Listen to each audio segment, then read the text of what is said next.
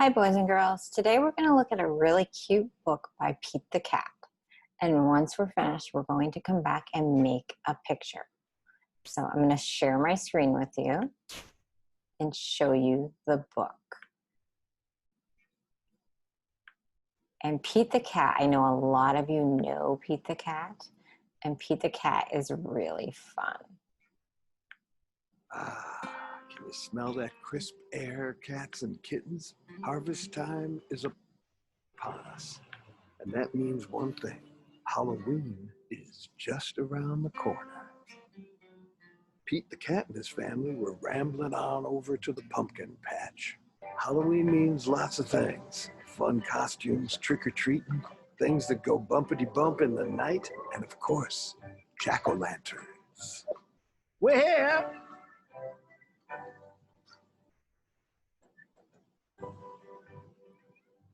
Let's find our jack-o'-lanterns. You don't find jack-o'-lanterns, son. You find pumpkins.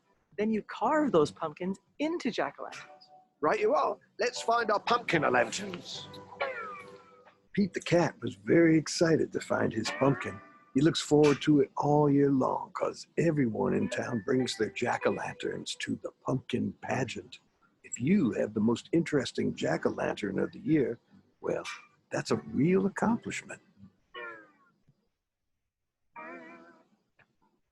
I think I'm going to carve a picture of a surfer. I'm going to carve musical notes into mine. That way, if someone knows how to read music, they'll get a spooky song stuck in their head. Ooh. I'm going to carve the scariest thing I could think of. Oh, family van with a flat tire. Wah!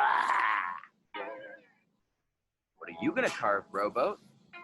Pete wasn't sure what he was going to carve yet. You see, to make the perfect jack-o'-lantern, you need to pick the perfect pumpkin. And that's exactly what Pete was going to do first.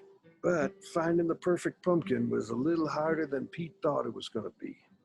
That one's too squat, that one's too tall, this one's too orange, and that one's not orange enough. Hey, little bro. Haven't found your pumpkin yet? Well, don't be too picky. You can't always wait for the perfect wave, so ride the wave you got. Pete knew he shouldn't be too picky, but he still wanted to find the perfect pumpkin for the pageant. Now, I've seen a lot of pumpkins in my day, but I've never seen a pumpkin as perfect as the one Pete found. He was smitten as a kitten. With this perfect pumpkin, Pete'll have the most amazing jack-o'-lantern, or my name isn't Peter Pumpkin Eater Goldstein, which of course it isn't. It's Neville, as you well know, but still, that's a mighty fine pumpkin. Yo, bro, that's one ginormous pumpkin. All right, let's load up and get gourding. Get it? Because get going and gourd. Get gourding. Yeah, gourd. It's a type of pumpkin. Oh, Pete, that squash is going to squash you.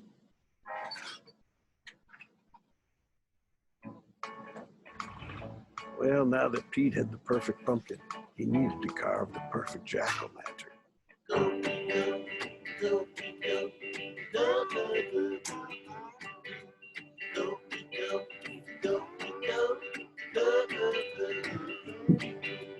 Here I am, all taking the time.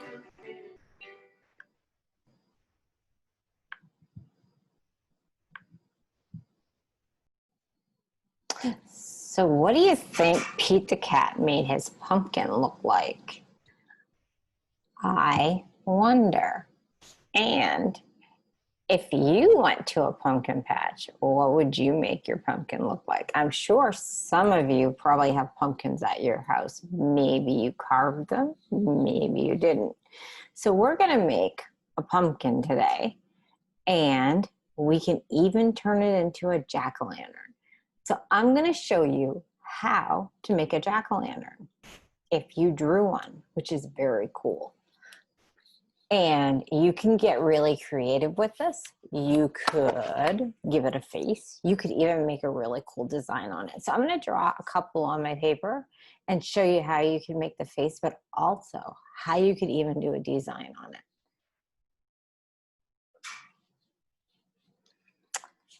So to make your pumpkin, you need to start with like a circle.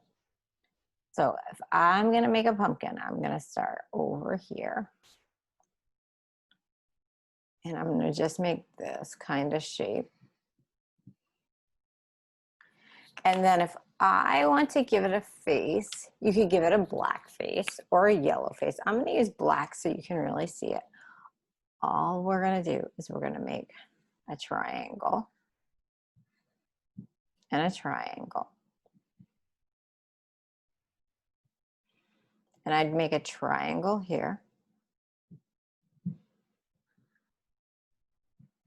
And then you give it a mouth. So the mouth might come down on the bottom. And then when you do the teeth, we're gonna go kind of like a castle line like we do. It's like the top of a castle line. So it looks like that. And then you would color all of that in. And you want to give your pumpkin a stem. And the stem, we're using like curved lines when we make the stem on a pumpkin. So our pumpkin stem looks like this.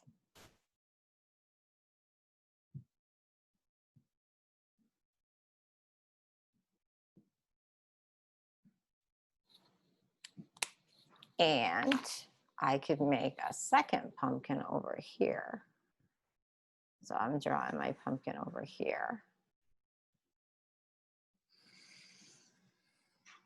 And I might want to do a different design on this. So maybe I want to do a witch's hat on this one. So I'm going to make the bottom of my witch's hat. It's going to kind of come like this. And then a witch's hat kind of comes like this and up like that. And then it kind of curves up like that again. And it kind of curves out like that.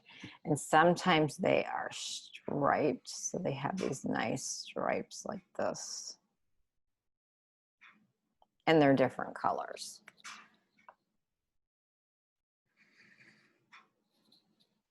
And then I would just color these in, and I need to give this pumpkin a stem too. So my stem would look something like this too. Again.